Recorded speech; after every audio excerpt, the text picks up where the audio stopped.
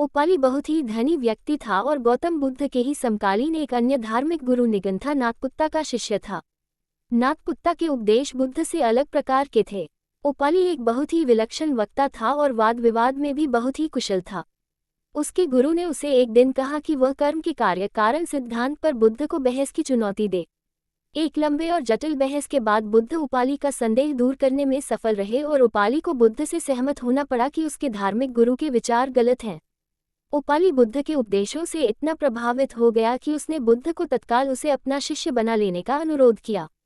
लेकिन उसे आश्चर्य हुआ जब बुद्ध ने उसे यह सलाह दी, प्रिय उपाली, तुम एक ख्याति प्राप्त व्यक्ति हो। पहले तुम आश्वस्त हो जाओ कि तुम अपना धर्म केवल इसलिए नहीं बदल रहे हो कि तुम मुझसे प्रसन्न हो या तुम केवल भावुक होकर यह फैसला कर रहे हो। खुले दिमाग से मेरे समस्त उपदेशों पर फिर से विचार करो और तभी मेरा अनुयायी बनो।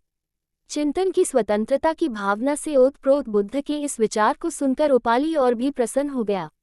उसने कहा, प्रभु, यह आश्चर्य की बात है कि आपने मुझे पुनर्विचार करने के लिए कहा। कोई अन्य गुरु तो बेहिचक मुझे अपना शिष्य बना लेता। इतना ही नहीं, वह तो धूमधाम से सड़कों पर जुलूस निकालकर इसका प्रचार करता कि देखो, इस करोड़पति ने अपना धर्म त्याग कर मेरा धर्म अपना लिया है।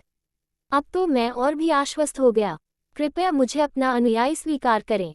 बुद्ध ने उपाली को अपने साधारण अनुयायी के रूप में स्वीकार तो कर लिया, लेकिन उसे यह सलाह दी, प्रिय उपाली, हालांकि तुम अब मेरे अनुयायी बन चुके हो, लेकिन तुम्हें अब भी सहिष्णुता और करुणा का परिचय देना चाहिए।